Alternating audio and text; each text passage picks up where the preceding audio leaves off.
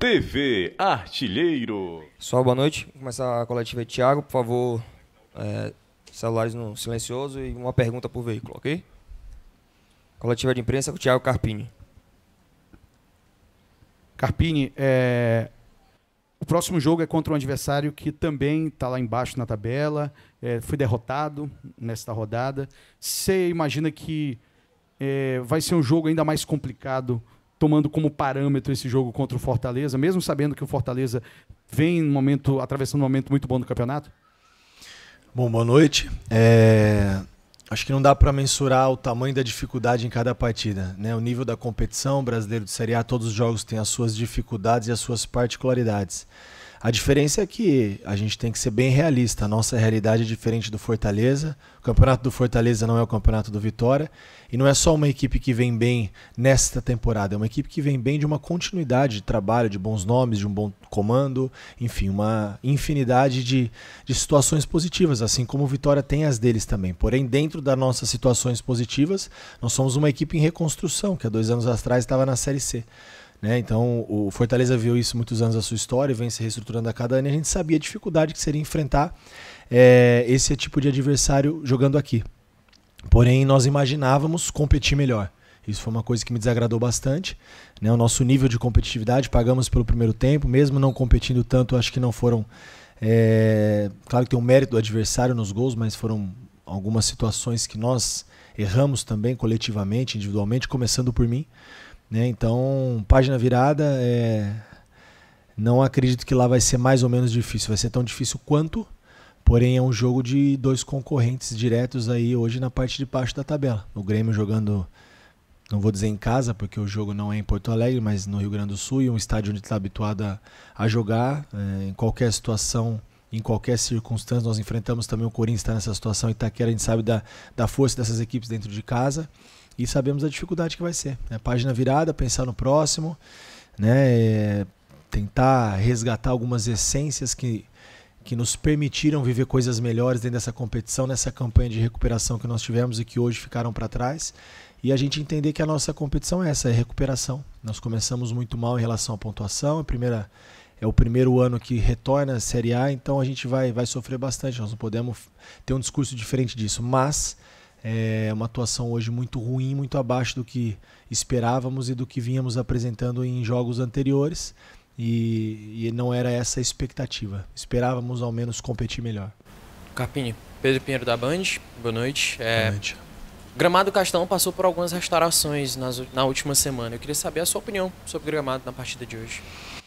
Olha, das equipes que nós enfrentamos fora de casa, os jogos que nós tivemos aí, eu acho que foi um dos piores gramados que eu vi nesses 10, 12 jogos aí, e uma das piores condições de gramados em todas as vezes que eu vim aqui no Castelão. Eu já vi muito melhor. Isso interferiu no resultado da partida de maneira nenhuma, só estou respondendo o que você está me perguntando. Realmente a bola é muito viva, o jogo não fica com tanta dinâmica. Toda mudança de direção, aceleração, desaceleração, a grama solta, uma coisa que eu observei, nunca tinha visto isso, enfim. Mas acho que também não cabe a mim falar dessas situações, Acho que é um outro ponto, mas realmente dos jogos que nós tivemos fora de casa aí, a gente tem encontrado campos de excelente nível, de muito boa qualidade, inclusive o nosso, e eu acho que o gramado não é o padrão Castelão, o padrão que a gente já viu aqui em outros momentos em Fortaleza.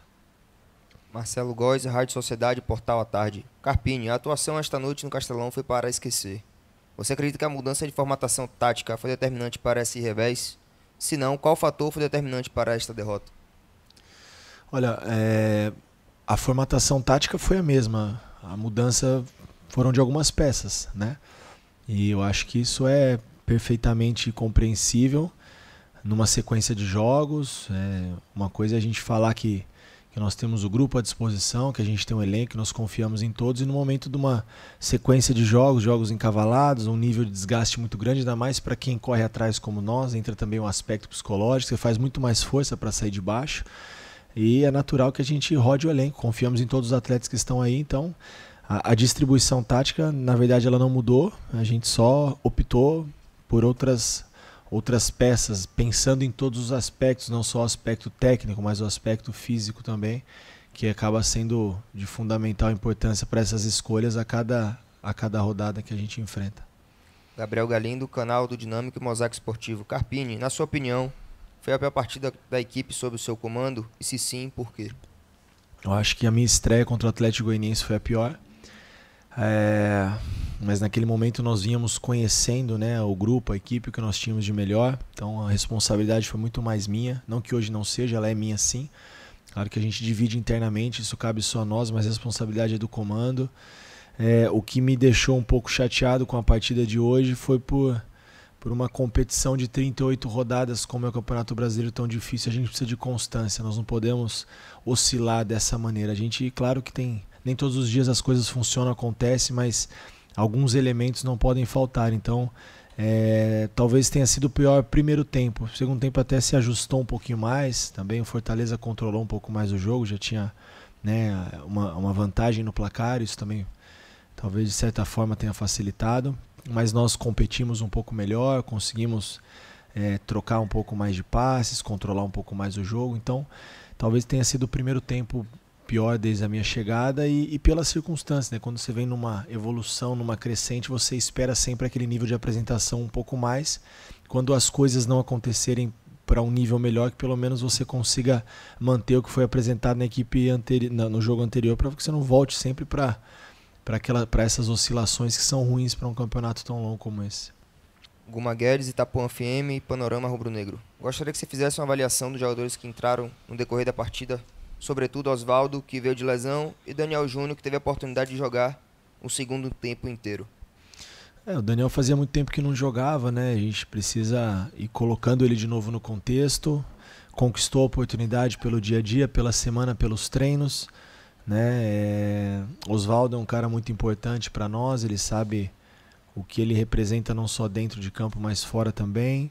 Entrou bem, competiu, ajudou, né? Os melhores momentos que nós tivemos aí na competição foi uma formação que passou pela participação também do Osvaldo. O Everaldo, a gente sabe que é ainda um pouco aquém do que ele pode render, mas é perfeitamente compreensível, um cara que ficou 5 meses fora. Então são as dificuldades que nós temos e nós precisamos ter um pouquinho de paciência, dar tempo e minutagem, né? E essa minutagem, o ritmo, eles só vão adquirir novamente tendo a oportunidade de jogar, a cada rodada participar um pouco mais. E a tendência é que todos eles evoluam. O Osvaldo mais no aspecto físico, né? O Everaldo mais no jogo propriamente, pelo período de inatividade. O Daniel também por ter participado um pouco menos por conta das lesões que ele sofreu. Eduardo Serra, canal Rubro Negro. Carpini. Hoje o Vitória tem a pior defesa do campeonato com 28 gols sofridos. Diante disso, qual será a estratégia adotada na próxima partida, tendo em consideração que o time precisa pontuar para não correr risco de entrar no Z4? É um número que a gente fica bem incomodado, né? Todo o ônus e o bônus desde o início da competição é nosso a partir do momento que troca-se o comando. Mas mesmo nesse novo ciclo a gente tem sofrido muito. Em alguns momentos nós conseguimos ajustar e estancar de certa maneira essa parte defensiva e tentar deixar o Vitória uma equipe mais equilibrada. Mas a gente tem que levar também em consideração que a gente está jogando um campeonato brasileiro de Série A. Isso não é pretexto, porque eu não gosto disso, né? A gente tem que assumir as nossas responsabilidades, mas a gente joga um campeonato brasileiro de Série A onde a gente não tem zagueiro. A volta do Bruno Vini hoje, depois de 2 ou 3 meses, o único zagueiro destro que nós tínhamos no elenco era o Camutanga, que passou por uma cirurgia. A gente vem há 5, 6 rodadas jogando na primeira linha com lateral direito, com volante, sempre improvisando, criando alternativas, tentando ser criativo. E claro que isso reflete no sistema defensivo. Quando você não tem uma linha, pelo menos de atletas que atuem na função, jogando um campeonato desse nível, inevitável vai acontecer o que tem acontecido em alguns jogos. Então a gente tem movimentado a nossa janela. Hoje se o Bruno sente alguma coisa no jogo, eu não tenho zagueiro no banco. Isso vem sendo um problema recorrente, né? E sofremos aí algumas baixas dentro do setor e infelizmente ainda não conseguimos repor, mas a gente tem trabalhado muito para isso. A nossa diretoria, o presidente, não falta buscas, empenho, e a gente tem algumas situações aí encaminhadas para que a gente possa, no mínimo, ter atletas da posição para poder fortalecer o setor e resolver esses problemas. Alan Pinheiro, Correio. Carpini, o Vitória mostra na Série A uma dificuldade na bola aérea defensiva e hoje mais uma vez tomou um gol em uma jogada pelo alto. Do ponto de vista do treinador, como explicar essa deficiência da equipe? Passa pelo sistema defensivo, de novo, né? A gente sofre pela... Eu não me lembro aqui, para não falar besteira, acho que foram 12 jogos à frente do Vitória, eu não consegui uma vez repetir a minha linha defensiva, ou se repetir uma ou duas vezes. Uma não, porque não é repetir, né? Pelo menos 2 vezes. Então isso é uma dificuldade grande, você criar um padrão sem repetição e sem jogadores que atuem na função. Então, inevitavelmente, esses erros eles acontecem. Claro que também não é justificativa, a gente seguir trabalhando, ajustando, melhorando. A bola parada, eu falo isso muito pro atleta, aí uma experiência de ex-atleta. Um pouco a gente precisa da nossa iniciativa, a tomada de decisão do atleta, né? Agredir a bola, atacar o espaço, enfim, são situações que a gente treina, prepara, mas dentro da partida algumas situações fogem um pouco do controle, a tomada de decisão também do atleta. Carpini, boa noite, casqueiro da Rede Múltipla de Comunicação, né? Sou baiano, irmão, estava aqui assistindo, transmitindo o jogo, narrando o jogo. Queria primeiro lhe parabenizar pelo trabalho que você está fazendo à frente do Vitória. Mas eu queria saber de você até quanto, onde foi, se pesou ou não pesou hoje alguns jogadores do Vitória, o que aconteceu na situação entre o Rodrigo Andrade e o Dudu. São jogadores que não fazem mais parte do Vitória. Mas eu senti, em alguns momentos da partida, que os jogadores não estavam conseguindo lhe entregar aquilo que você pedia. Eu queria saber de você também uma coisa importante. O que é que precisa ser feito por Fábio Mota chamar esse pessoal da inteligência do Vitória e buscar o jogador que precisa recompor o elenco? Porque, meu amigo, você está fazendo um trabalho gigante. Porque, realmente, amigo, encontrar soluções no momento que a gente está tendo esse momento de fragilidade, eu queria que você pudesse falar um pouquinho. Se pode melhorar, tem que contratar, mas saber, meu irmão, se afetou a coisa do que aconteceu com o Dudu e com o Rodrigo ao grupo.